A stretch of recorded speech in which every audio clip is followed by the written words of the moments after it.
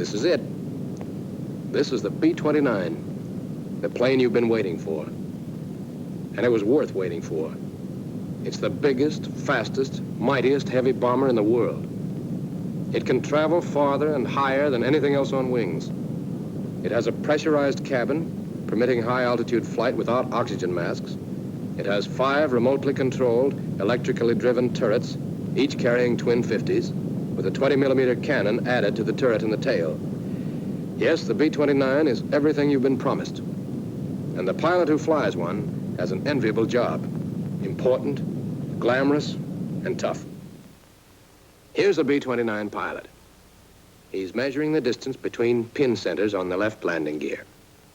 This part of the job isn't so glamorous. But it's the pilot's responsibility to make sure that everything on this biggest bomber in the world works properly. If you were a B-29 pilot, here's exactly what you'd have to do before an operational flight. Check the nose wheel. See that the tires are inflated to 45 to 50 pounds per square inch. While measuring the pressure, look over the tires for general condition also. Watch out especially for cuts or signs of serious wear. One of the ground crew will replace the dust covers, but you're still responsible for his work. After you've measured the pressure in both tires, give the gear a visual check. The strut should be clean, with a clearance between pin centers of 10 inches. And the shimmy damper must be full. That's important. Make sure the rod is almost up to the notch in the gauge on the shimmy damper reservoir. Now you can look over the engine cowlings on your way to the other main landing wheel. This gets the same inspection you've already given its mate. The co-pilot ducks into the wheel well to inspect the equipment there, while you work on the wheels. Measure tire pressures again. On these tires, the pressure should be between 75 and 85 pounds per square inch. Inside the wheel well, the co-pilot examines the wires, connections, and switches. He makes sure all the cannon plugs are on tight, paying particular attention to the plugs on this motor, which opens and closes the nacelle doors, and also to the plugs of the normal and emergency landing gear motors. Then he turns around to examine his side of the strut. He looks it over and inspects the brake lines, making sure that the hose is not chafing and no fluid is leaking. Meanwhile, you're checking the clearance between pin centers again. 13 1/4 inches. Right. Now, are the wheel chocks in place? One behind the inboard tire and one in front of the outboard tire, just as it should be. Next, check the cowlings, inspection doors, and inspection plates. You've already examined some of them, but you must be sure all of them are okay. The other members of the crew help you out with these inspections. Here, for example, a gunner tests the fastening of the top cowling. But you'll have to check the security of the other coverings, and there are a lot of them all over this ship. While you're walking along, you can examine the wing seams. Fluid leaking from them means trouble. Now to check the ailerons and trim tabs. All control surfaces and all trim tabs must be inspected. Test the tabs for excessive hinge play by shaking them, and see that the gas tank caps are tightened. If there were extra fuel tanks in the bomb bays, their connections would have to be examined. But now the pilot and the co-pilot continue their tour around the plane. They have a lot to check. Hatches, windows, control surfaces, trim tabs, inspection plates, and doors. But the pilot and co-pilot aren't the only crew members with inspections to make. The gunners, for example, besides helping the pilot check the airplane, must also be sure the guns and gun cameras will work properly. They must inspect all 5 turrets in the same way they're now examining this lower rear turret. After they have the dome and gun cover removed, they see that the ammunition moves freely in the chutes and is correctly loaded. The guns just don't fire with the cartridges in backwards. They also check the safety wiring on the gun mounting bolts, up in there. Then the gun charging switches are put on reset.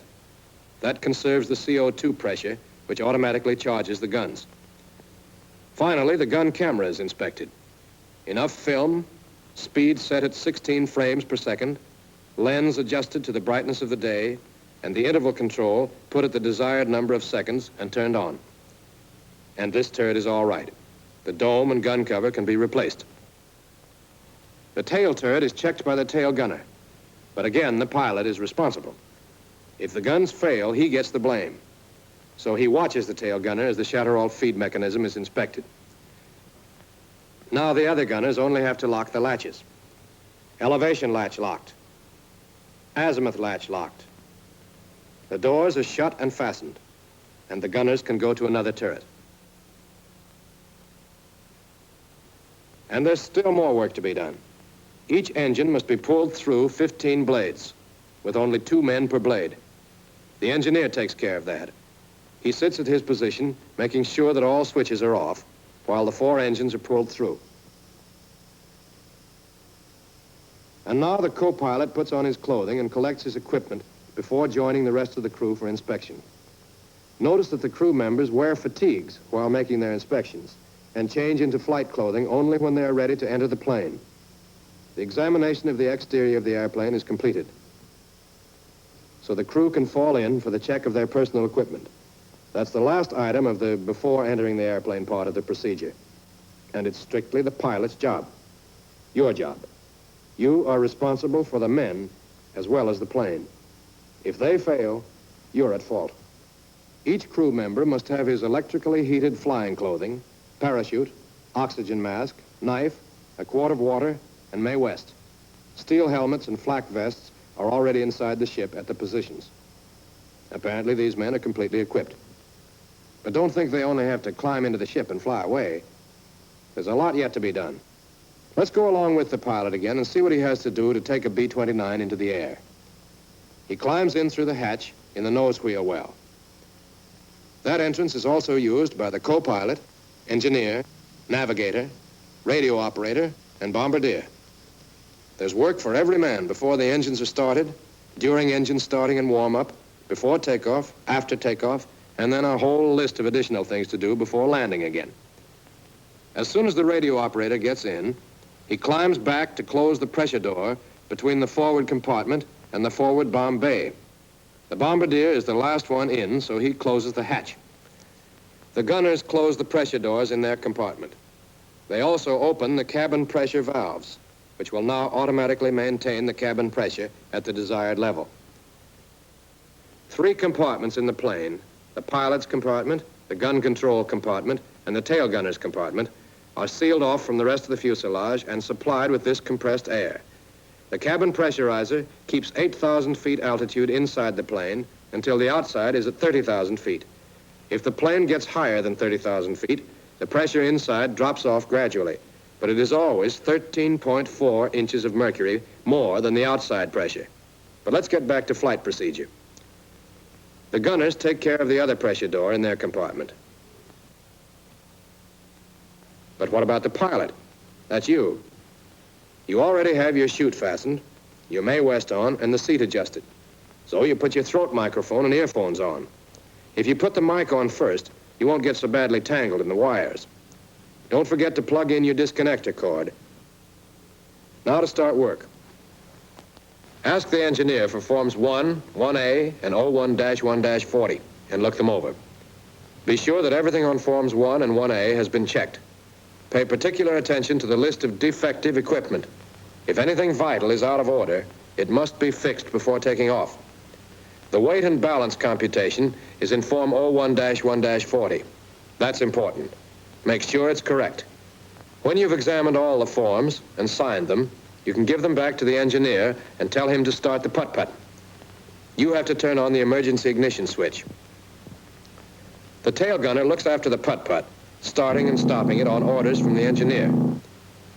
But now, you set the jackbox selector switch to command and turn on the proper command receiver and the command transmitter.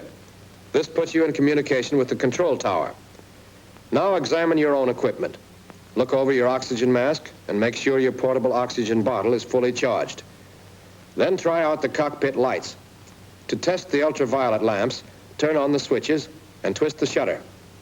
You should then be able to see the light. By turning the shutter back, you can control the amount of ultraviolet light emitted. Next, try out the alarm bell. The gun commander will tell you if it's working. Then depress the brake pedals and pull out the parking brake knob to set the brakes. Look over to the control stand and make sure that the emergency releases and switches are correctly set. Power transfer switch emergency landing gear release, emergency bomb release, emergency cabin air pressure release, and pilot's over control. Now unlock the control surfaces and throttles by moving the locking lever on the aisle stand full forward. Then release the throttle brake and test all 4 throttles through their entire range. Take it easy, move them slowly and gently. All controls on the B-29 should be handled in this careful manner in order to prevent damage to the mechanism. There's no need to push hard. And the co-pilot doesn't just sit and read the checklist. He must test the action of the control surfaces, moving each surface, elevators, ailerons, and rudder, through the complete range. The gun commander looks from his blister, observing the response of the surfaces, and reports to the co-pilot. A similar test is made on the trim tabs. The co-pilot turns the 3 control wheels as far as they will go in each direction. That big wheel on the side of his control stand operates the elevator tabs. The aileron and rudder wheels are on top of the control stand behind the throttles. The way the trim tabs follow the setting of the control wheels is also observed by the gun commander, who tells the co-pilot over the interphone how the tabs move. The co-pilot turns the tabs back to neutral after testing them. And now to try out the wing flaps. But first he calls the side gunners on the interphone to make sure none of the service crew will be in the way of the descending flaps. When the gunners report that it's safe to go ahead, the co-pilot presses the flap switch to the down position and holds it there until the flaps have been lowered 15 degrees. 15 degrees is enough to tell if they're working all right. The co-pilot can't see the flaps, of course, so he watches the wing flap position indicator. But the gunners can check visually.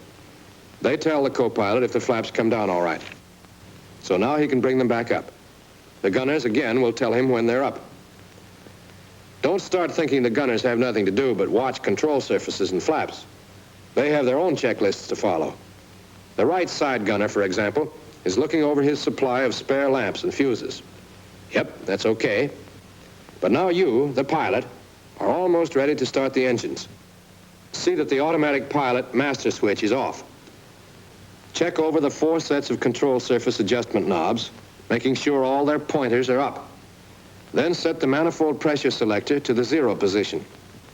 And depress all 4 propeller RPM switches to the increase position and hold them there until the lights on the co-pilot's instrument panel flash. Now you're all ready to start the engines, and the rest of the crew should be too. They check in with the co-pilot, reporting in this sequence. Bombardier, who sits directly ahead of the pilot and co-pilot. Navigator, who is some distance behind the pilot, facing forward.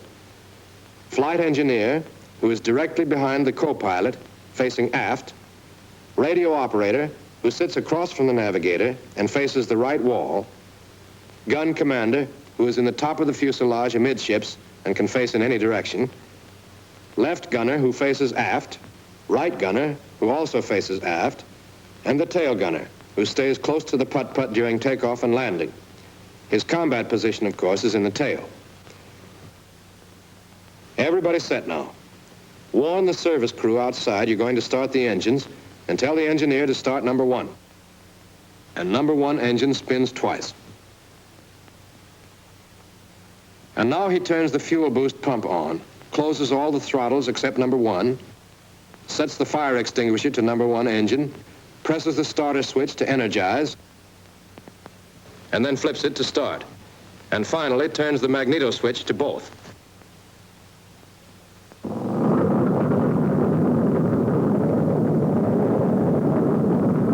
You have to push the throttle to 1200 RPM and signal for number 2. The same procedure is repeated until all 4 engines are running. Now that the engines are going, vacuum pressure is available to operate your gyro flight instruments. So the gyro compass and the flight indicator can be uncaged and set. The co-pilot will be doing the same with his gyro instruments. Next, see if the other vacuum pump is working all right. Have the engineers switch to the pump on the number 2 engine. The vacuum may drop some, but it should go back to about 4 inches. Now you can call the control tower on the command radio. It's already on. This is about the right time to get your taxiing instructions, since you'll soon be ready to move out to the runway. At the same time, ask for the field barometric pressure so you can adjust the altimeter. It must be set carefully to the correct pressure, in this case, 29.84 inches.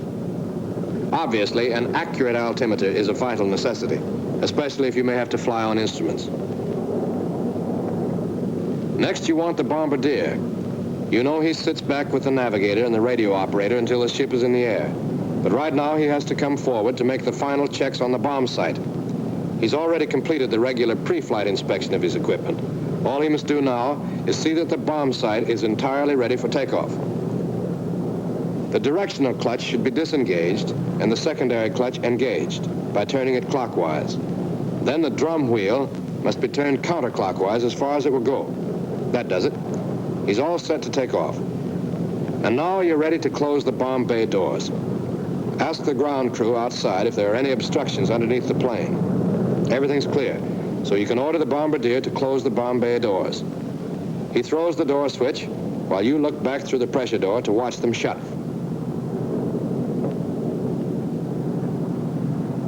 The rear bomb bay door is looked after by one of the gunners, who will tell you when it's closed. When both doors are shut, the bombardier can go back to his takeoff position in the rear of the compartment. And you're almost ready to taxi. But you better make one last check of the turret warning lights.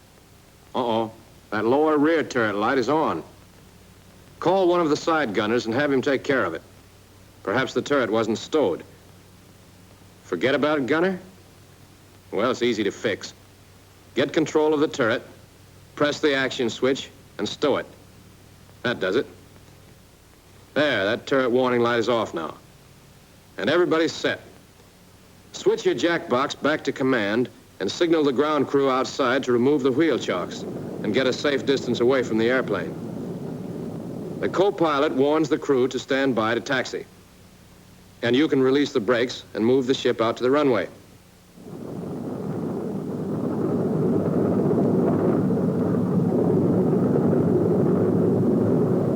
While taxiing, or whenever the plane is moving, all crew members watch from the windows and keep the pilot informed of obstructions. The gunners can provide the most help since the blisters give them a wide view.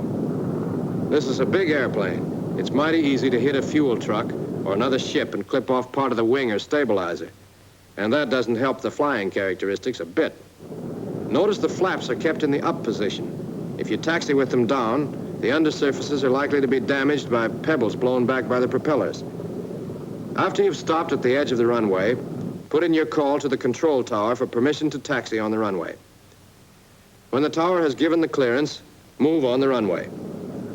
Steer with the outboard engines, not the brakes. Excessive use of the brakes on a plane as heavy as this one will wear them out quickly.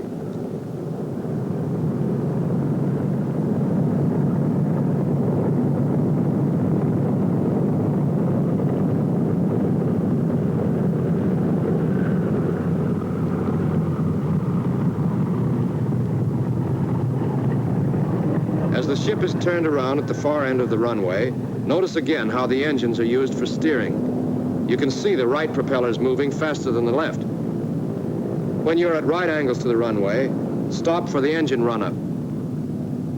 Tell the flight engineer to get ready to make his magneto check while you run the engines up, one at a time.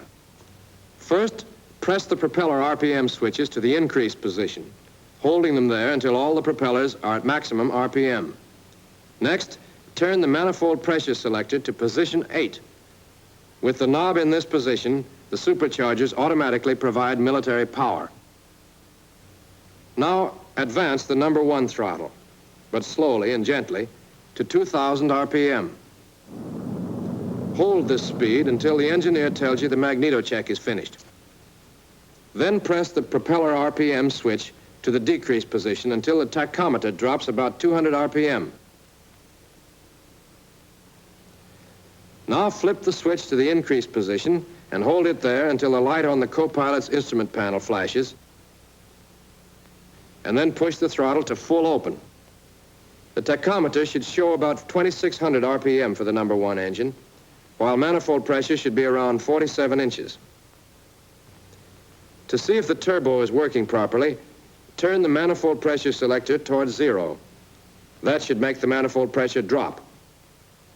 The turbo's okay. Bring the throttle back to idling, around 550 to 600 RPM, and increase speed to 1200 to avoid fouling the spark plugs. Next, start on the number 2 engine. This same procedure is repeated for each engine.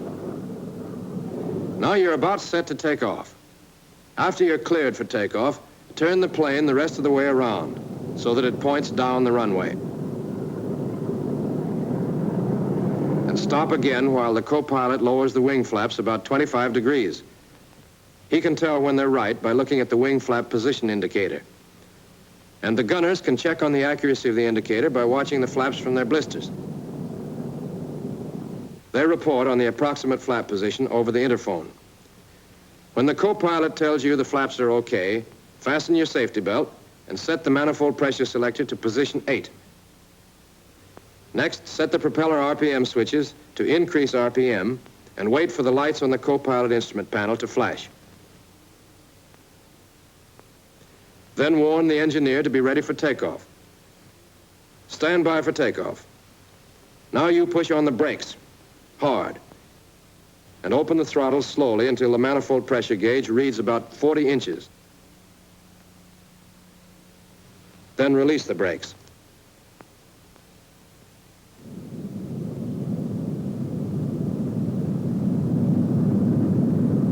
As you gather speed, slowly advance the throttles to full power and set the throttle brake. Manifold pressure should go up to 47 or 47.5 inches. RPM should go up to 2,600. Continue accelerating down the runway until the indicated airspeed gets up to 95 miles per hour. Then slowly pull the control column back, putting the ship in a flying attitude. The plane takes off without further action on your part when it gets flying speed. The exact speed at which it will leave the ground depends on the weight. When the ship is airborne, apply the brakes to stop the wheels, and then have the co-pilot retract the landing gear. He has to hold the landing gear retracting switch in the up position because the switch is spring-loaded. The co-pilot makes sure the nose gear is up by looking through the inspection door on the floor of the cockpit, just ahead of the aisle stand. The wheel is there, all right. At 160 miles per hour and 500 feet altitude, the co-pilot retracts the flaps, snapping the switch on and off until the indicator shows that the flaps are all the way up. The side gunners should be watching from their blisters as the plane takes off. They tell the co-pilot when the flaps and landing gear are up.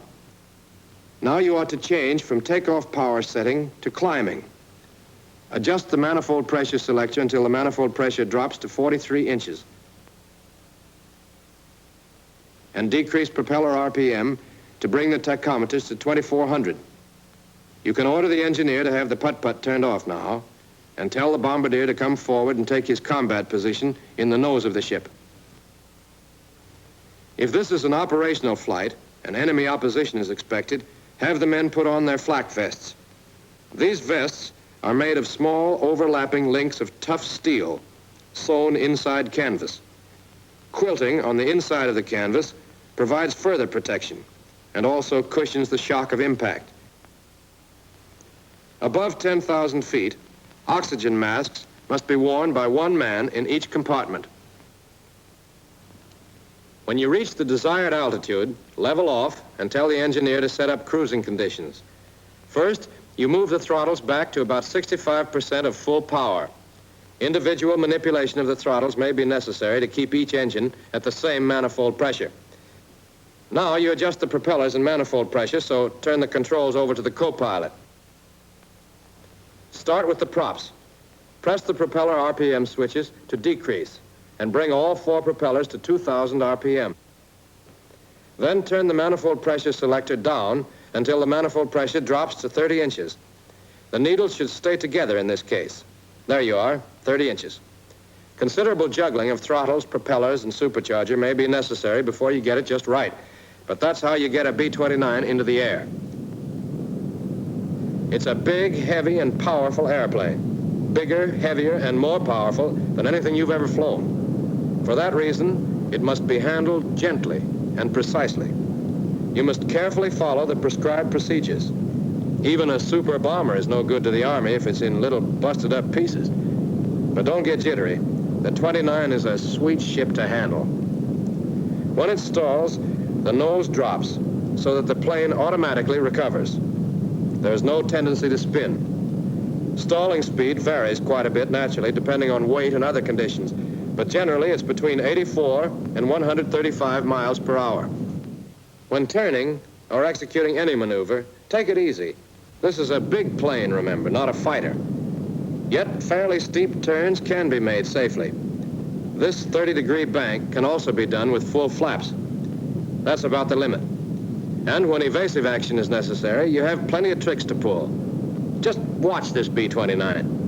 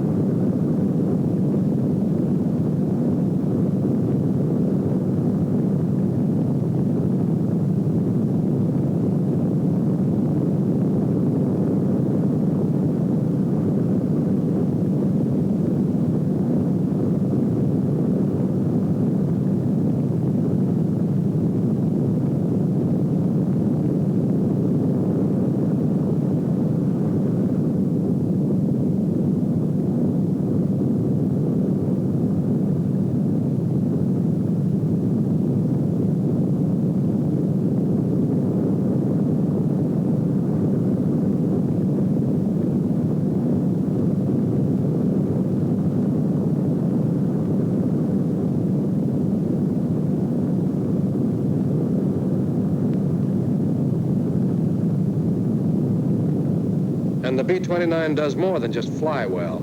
It packs a terrific wallop. A wallop enemy fighters will quickly learn to fear. That turret you see moving is only one of the 5 on the ship, which mounts a total of 10 machine guns and 1 cannon. 4 of the turrets, 2 on top and 2 beneath the fuselage, can turn through 360 degrees in azimuth, 90 degrees in elevation. The tail turret is more restricted in movement, but it has a 20-millimeter cannon in addition to the twin 50s the others carry.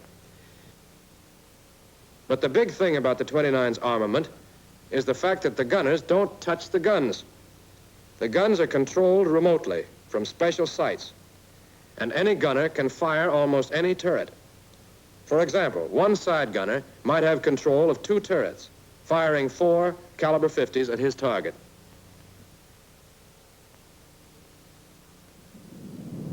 That's only the beginning of the story about guns, so let's get back to what a pilot has to do. Now you're ready to land. Since you've descended below 10,000 feet, remove your oxygen mask. Tell the co-pilot to take over control of the ship so that you can get out of your flak vest. The vest is easy to take off. Just pull on the cord and it drops away. This speed of removal becomes important if you ever have to bail out, since the vest is worn over the parachute and, well, you figure it out. If you've been riding with the automatic pilot, turn it off. You can't use it for landing, of course, or when taking off, flying turbulent weather, or setting trim tabs. The co-pilot should now warn the crew to prepare for landing and tell the bombardier to climb out of his seat in the nose and get in back with the engineer. Then the co-pilot has the engineer start the putt-putt. You check the turret warning lights. All the lights are off. Then call the control tower and get landing instructions. At the same time, ask for the field barometric pressure and set the altimeter to correspond. Now the co-pilot hits the brakes to test the hydraulic pressure. Both normal and emergency systems should have 800 to 1,000 pounds. To find out about the emergency pressure, you have to ask the engineer. At the same time, you can see if he's ready to land and get his log. He has calculated the new weight and center of gravity since you've used up a lot of gasoline by now. You should look the log over, but the co-pilot will check it carefully, examining the center of gravity and weight computations. The table on the instrument panel gives the stalling speed for the computed weight. The co-pilot tells you the stalling speed and also reports that everybody in the crew is ready to land. Next, you adjust the propeller RPM switches. Push them to increase until you get the tachometers to show 2100 RPM. Now adjust the manifold pressure selector to give you plenty of reserve power. Turn it all the way up to position 8, the setting for full military power. When the plane is slowed down to 180 miles per hour or less, order the co-pilot to lower the landing gear. When the switch is set to the down position, the wheels descend all the way, lock, and the gear motors automatically stop.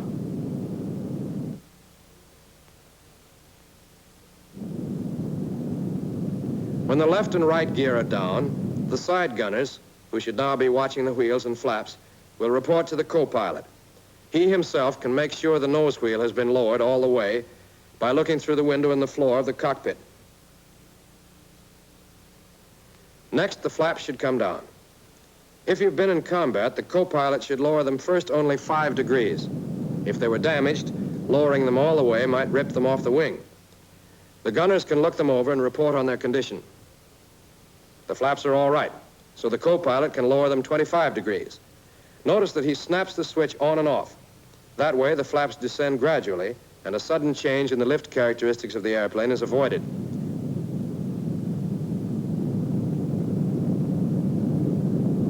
The gunners will report when the flaps appear to be down 25 degrees, and the co-pilot can check by looking at his wing flap position indicator. When he has the flaps where he wants them, he'll tell you.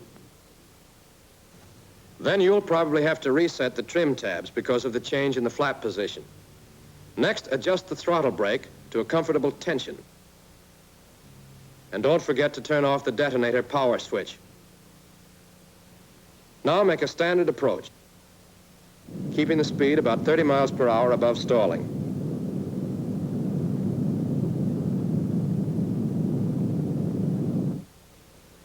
And on the final approach, order the co-pilot to lower the flaps all the way.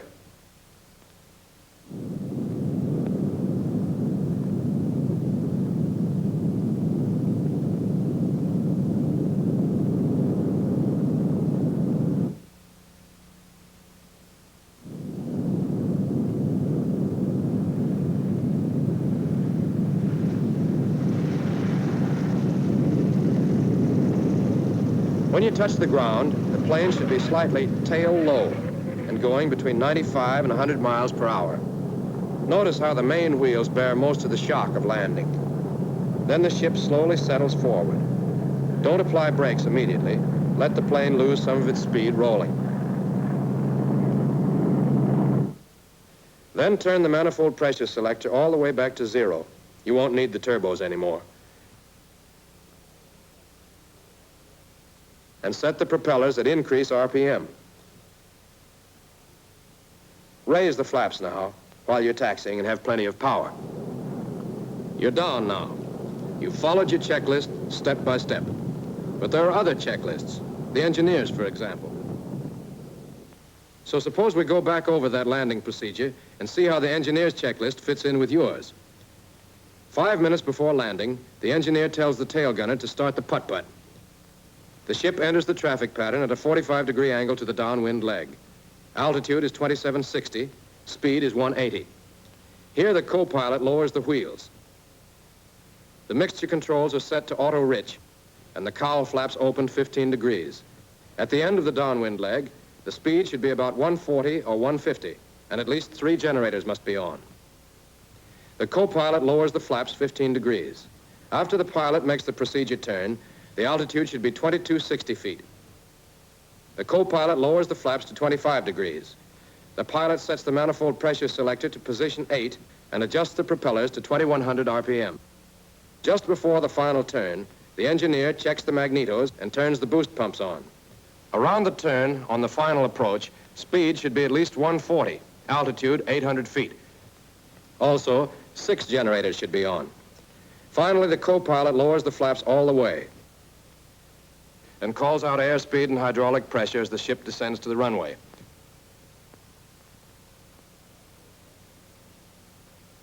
After the airplane's on the ground, turbos come off and propellers are set to full increase RPM. The engineer switches the boost pumps off and opens the cowl flaps all the way. All right, we're back where we were before. Tell the bombardier to come forward and open the bomb bay doors. The doors should always be kept open when the ship is standing still to prevent the accumulation of gas fumes. Next, turn off all the switches. Then you can get rid of some of your equipment that remains inside the ship and climb out for the after-flight inspection.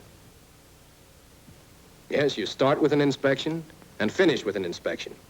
If there was anything wrong, now is the time to find out about it. And now is the time to correct it. Yes, this is the airplane that you've been promised. Now it's up to you to weld this airplane and its crew into a single, irresistible instrument of destruction. That can be your promise to us.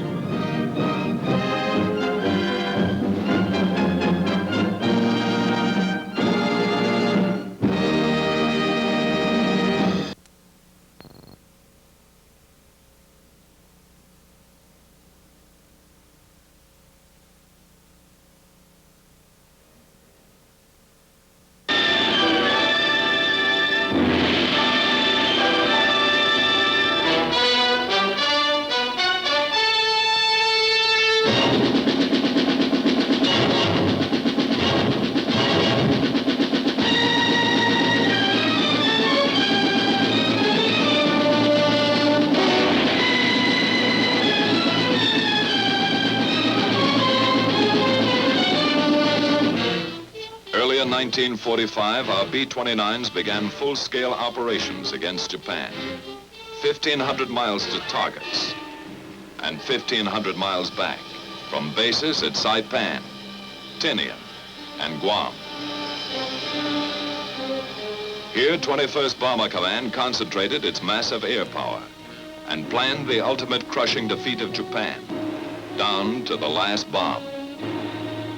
Here was the beginning of the end of the road to Tokyo. After 6 months of reoccupation, there were few signs of war along the quiet summer shores of Guam. The liberated Chamorros were back in their clean native villages, American citizens again, smiling and friendly, unaware that a miracle had happened around them. A miracle that moved mountains of material, equipment, and supplies across the Pacific, that changed their dirt roads into broad highways, that manicured their jungles into acres of black-topped airfields. And nearby, new communities of American citizens had set up housekeeping with various types of self-service. The latest labor-saving devices, few laundry problems, and no modern inconveniences. By midsummer, 21st Bomber Command was in business. Big business. Under General LeMay's direction, the long arm of Bomber Command began punching the enemy with appalling power.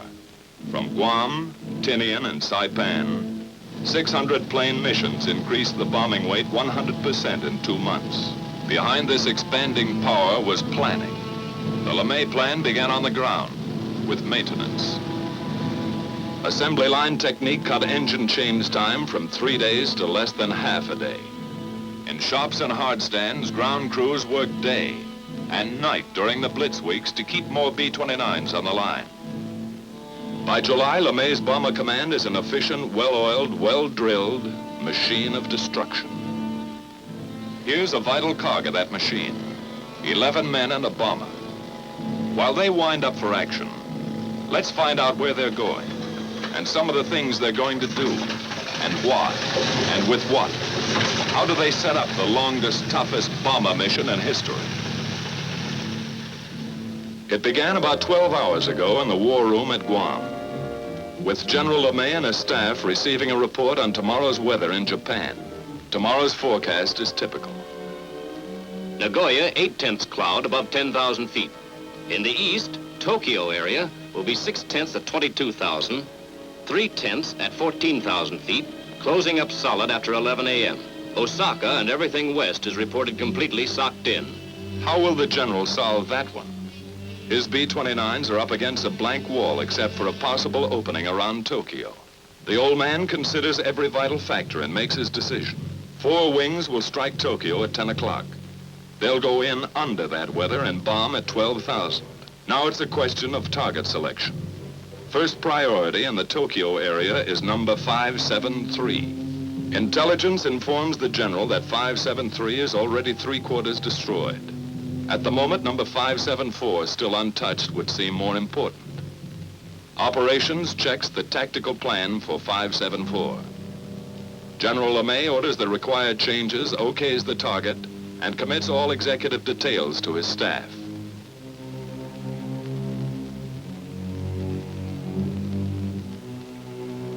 Operations, with his Deputy Chief of Staff and Project Officer, goes to work setting up the changes. In that plans folder is a mountain of preparation by special sections of intelligence and operations. 1,000 hours of research. Collated facts and figures have been distilled into Tactical Plan 574. Aircraft will assemble as briefed with 3 groups of P-51s for escort.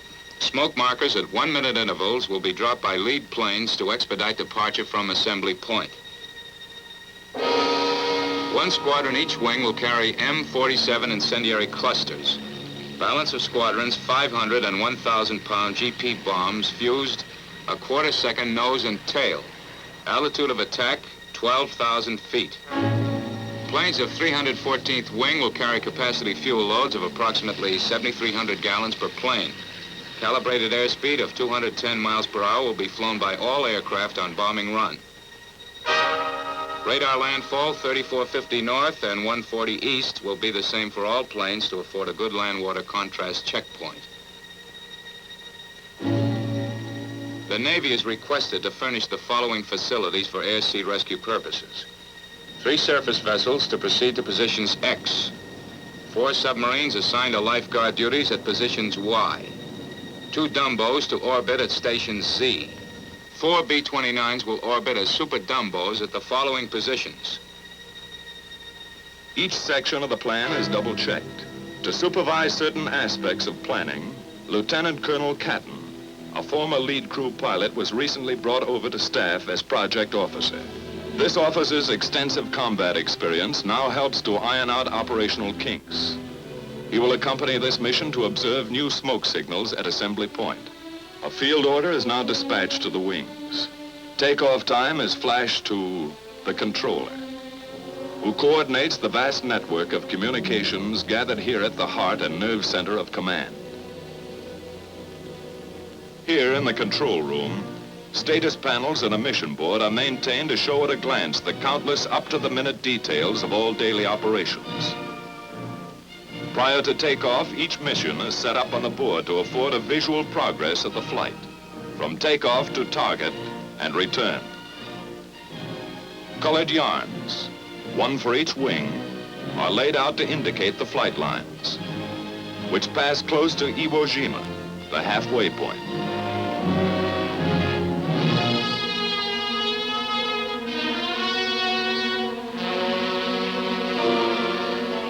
Proceed as specified in the field order to the proper target. Other symbols are used to mark air-sea rescue positions.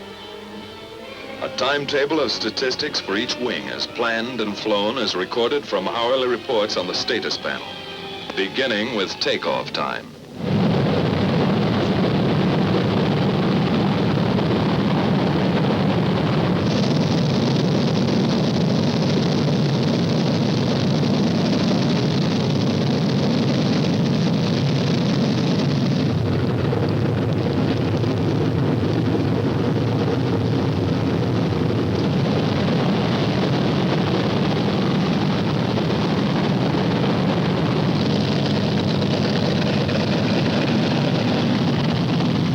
Veteran crews, it's just another day's work.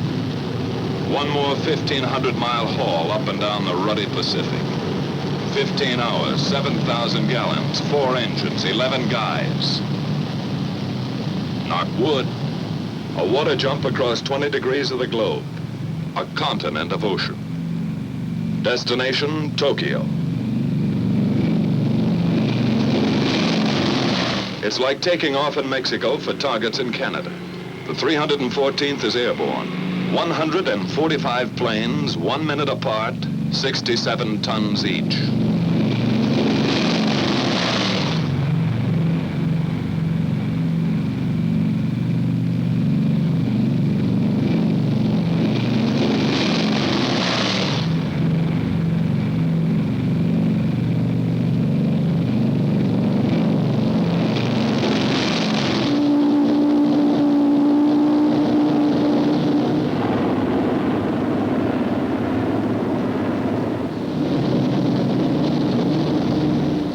B-29 takeoffs are a tough sweat. That first long moment is the worst. Some swear it takes luck, like a wife's stocking, to beat it. At Tinian, 100 miles north, 2 more B-29 wings prepare for takeoff. 134 aircraft from the 58th wing. 100 more from the 313th wing.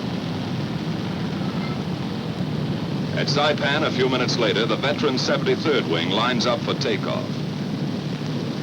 153 more bombers are added to the mission striking force.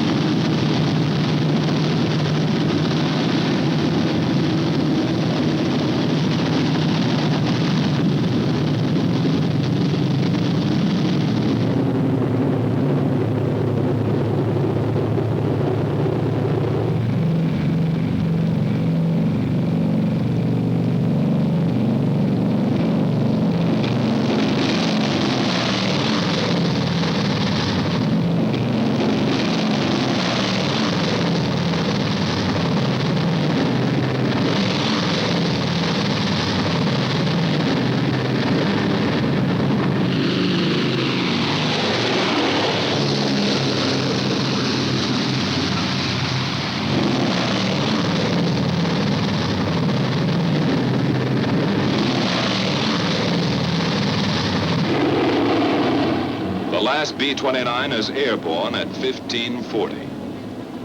The tower at Saipan relays this information to the controller back at Guam.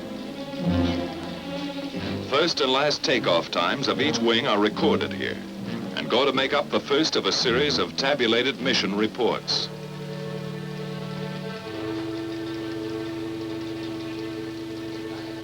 Copies of these reports are dispatched to headquarters, Washington,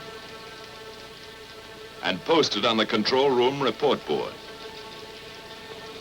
During that first hour, the B-29s have settled down for the big grind, saving precious gas, cruising 1,000 feet off the water. Ability, experience, confidence ride in each plane. A plan of action for 11 men trained and tested to function as one. The navigator sets the course, logging island checkpoints as they climb past the Northern Marianas. Pagan, Assumption, Morgue, the Pohores. After about 4 hours of flight, the bombers pass close to Iwo Jima, the hot rock, a black, gritty pork chop halfway to Honshu. 8 square miles bought and paid for by our Marines. We made some quick changes, cutting away that sulfurous volcanic crust and rolling Iwo's surface into one enormous flat top. 3 big airstrips now launch our P-51s for bomber escort over Japan. General Moore and his staff of 7th Fighter Command run the show and direct all air-sea rescue operations in close collaboration with Bomber Command. A last-minute briefing check, just to make sure today's fighter escort knows all air-sea rescue positions. Out on the line, General Moore's P-51s are warming up for the longest fighter flight on record.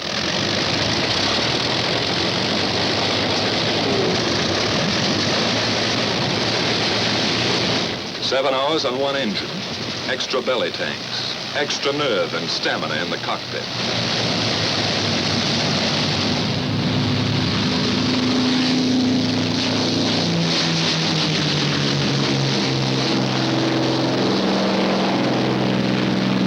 About the time our bomber wings are passing Iwo Jima, the pea shooters are taking off, scheduled to join them 3.5 hours later off the shores of Japan.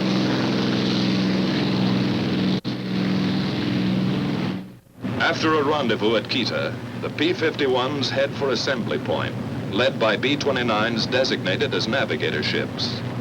Farther west, our bomber wings grind ahead on the last lap to the Empire. Reports to the controller back at Guam give their flight position, which is kept up to the hour on the mission board. Still at low altitude, the B-29s are approaching the bad weather belt, where unreported storms and cold fronts appear suddenly across the bomber course. Pilot to crew, we're going to start our climb. Check oxygen equipment. Tell Buck he'd better get out to his doghouse. As they begin their slow climb to altitude, the crews prepare for the vital business ahead. And from now on till they come off target and head home, it's all business. The central fire control system is warmed up. Superhuman brain power at the flick of a switch. Each gunner flexes his sights and tries the coordinated fire controls with a few short bursts to clear the gun. After pushing up to altitude, the bombers arrive close to assembly point. Air in the pressurized cabin is comparable to 8,000 feet, but oxygen masks are adjusted and ready for instant use. From the southeast, our fighter escort appears with its navigator ships, which now turn off to wait for the fighters' return at Rally Point. The Mustangs climb in formation to take positions above the boxes of B-29s.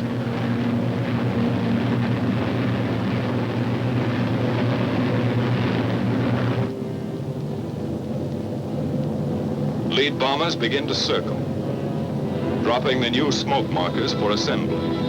The project officer observes this part of the tactical plan in action. From various zone positions, the groups separate and form on their lead ships in 9 or 11 plane waves, which head for initial point. The big parade is on.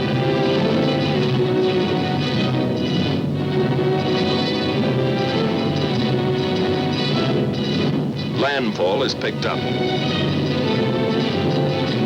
along with the first flak burst from enemy coastal batteries.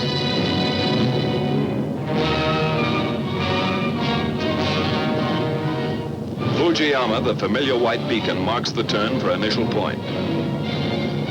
Flak becomes heavier and more accurate.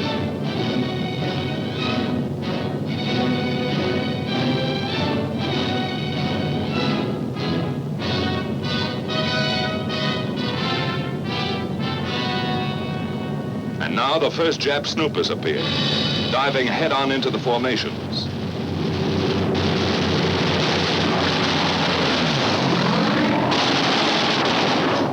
Some are suicide fighters trying to ram our bombers.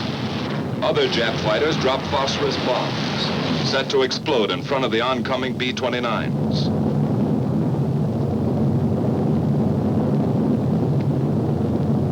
Our P-51s go out after them and know they're tangling with experts.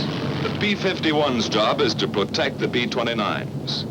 But some of those Jap fighters filter through and meet the blast of bomber guns.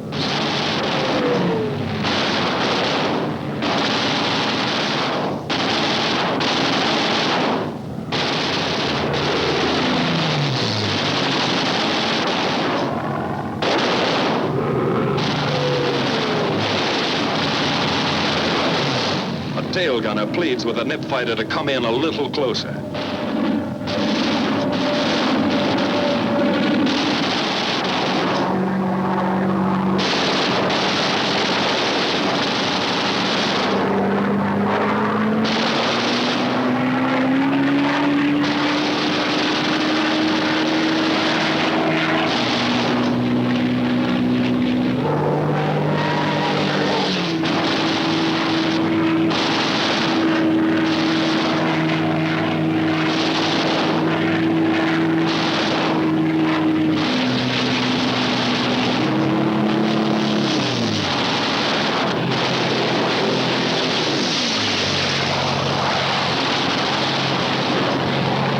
From the turn at initial point, the tight bomber waves move steadily on and get ready for business. Flak and fighters fall off. But those clouds are beginning to close in, and it looks worse ahead. Then just east of Hachioji, the Tokyo area breaks clear. The bombardiers begin to draw bead on 574. Their planes sit tight for the bombing run. Here's where we pay off.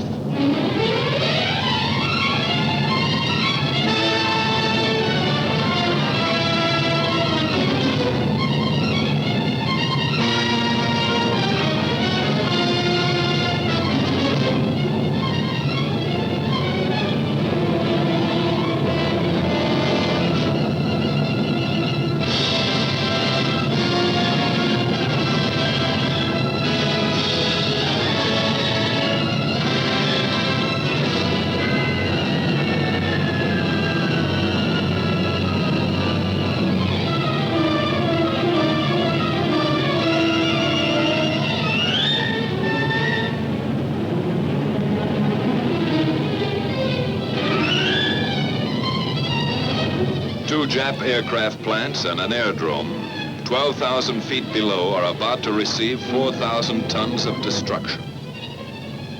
The first waves of B-29s have already found their objective.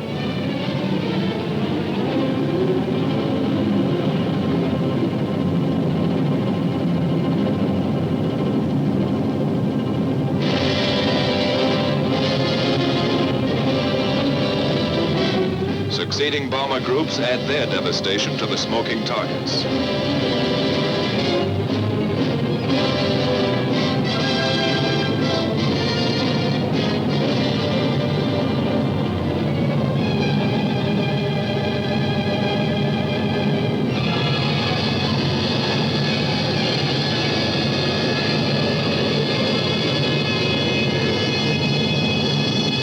Tactical Plan 574 is now an accomplished fact.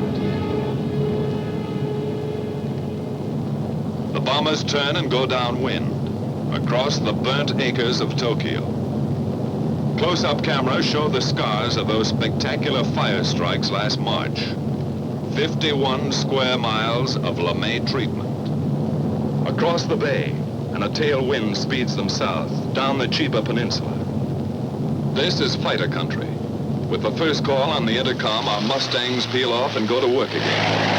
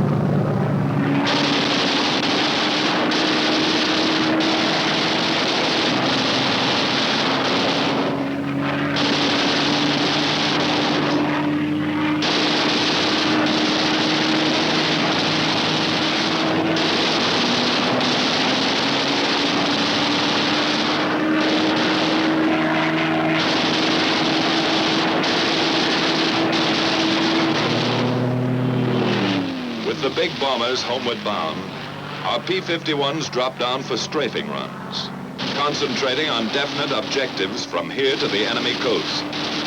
Skimming along at maximum speed, the fighters pair off and go to work cutting vital Jap lifelines, blasting away at communications, radio installations, power lines.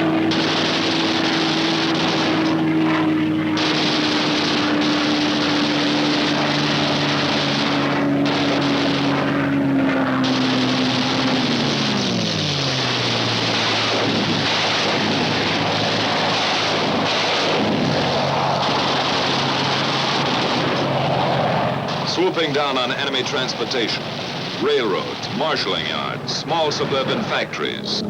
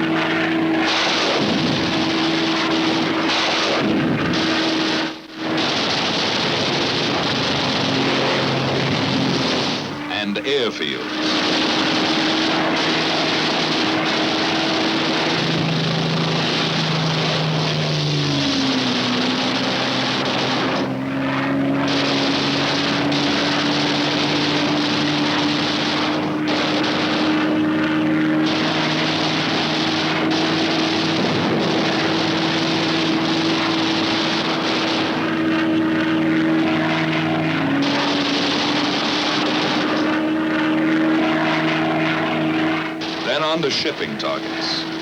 Freighters, fishermen, trawlers, harbor and coastal craft. Destroyer or lugger, it's the same enemy.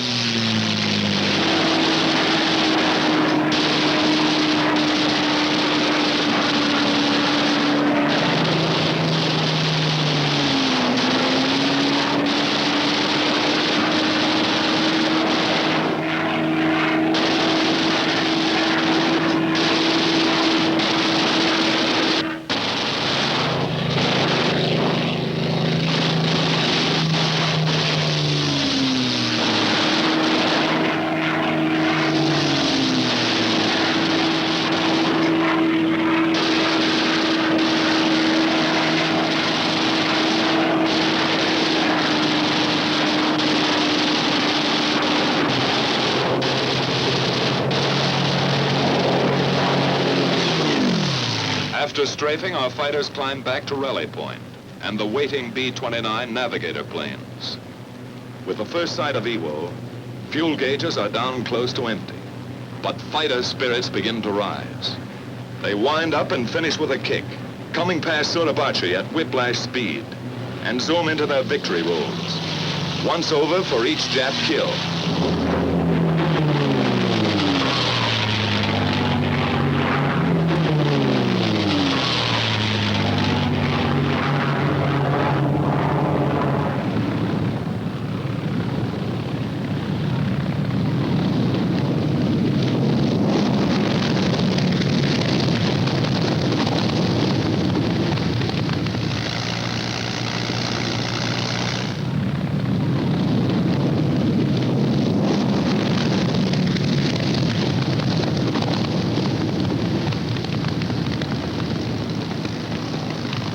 After the last fighter groups are in, all hands sweat in those first limping B-29s.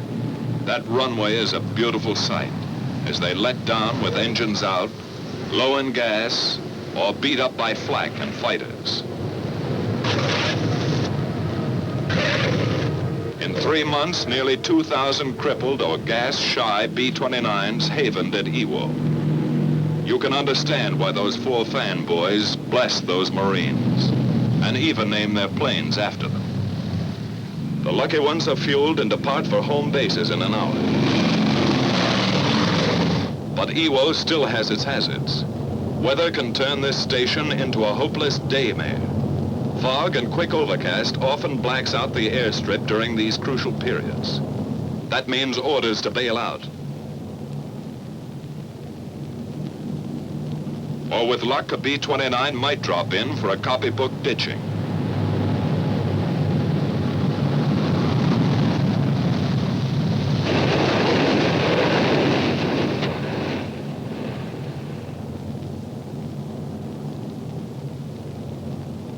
From here you can see how the cloud cover up there smothers the runway and realize what one pilot went through.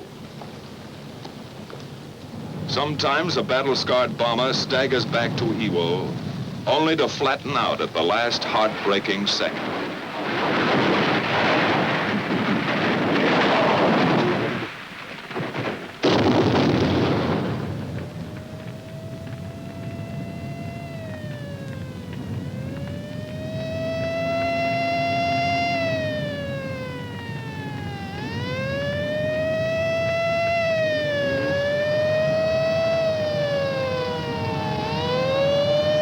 By some miracle, the whole crew got away from their stations to safety before 2,000 gallons of flaming gas enveloped them.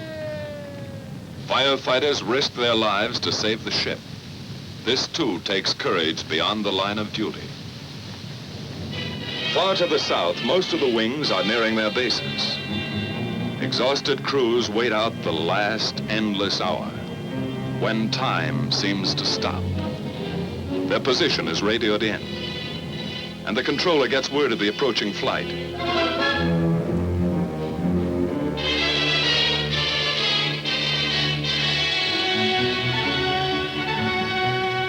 At last, the familiar Arianas appear on the horizon.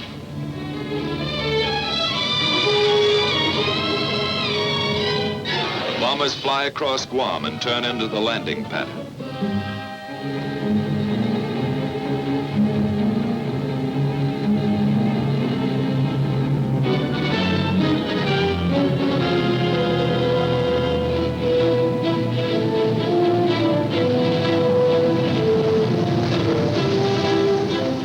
15 hours ago, they left the other end of that runway. It's a pleasure to be back. A pleasure to roll on solid, familiar blacktop.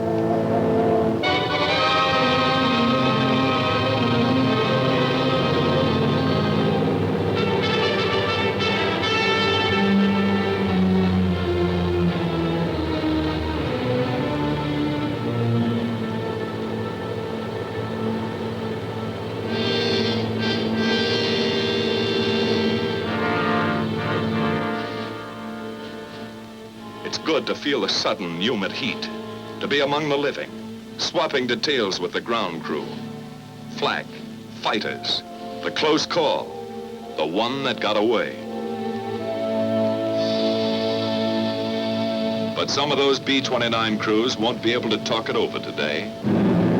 11 men and a bomber that didn't quite make it.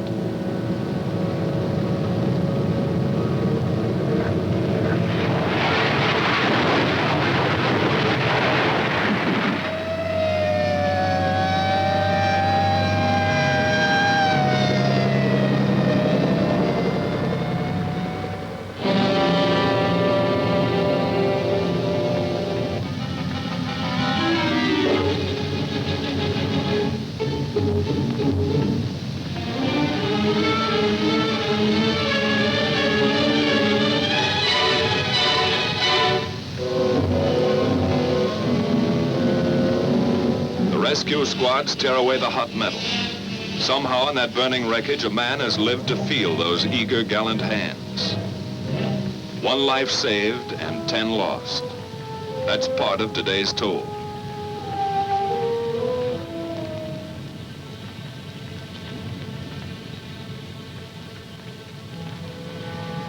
And there were many other days and nights that took their toll of young American lives in the service of our relentless, expanding air power.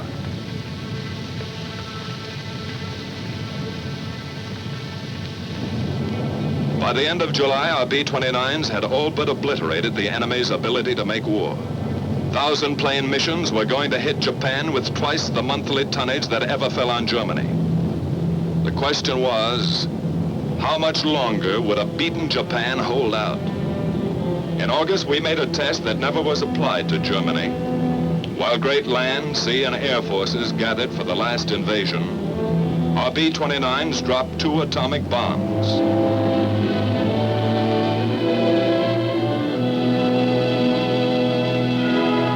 Which hastened the surrender of Japan and saved untold thousands of American lives.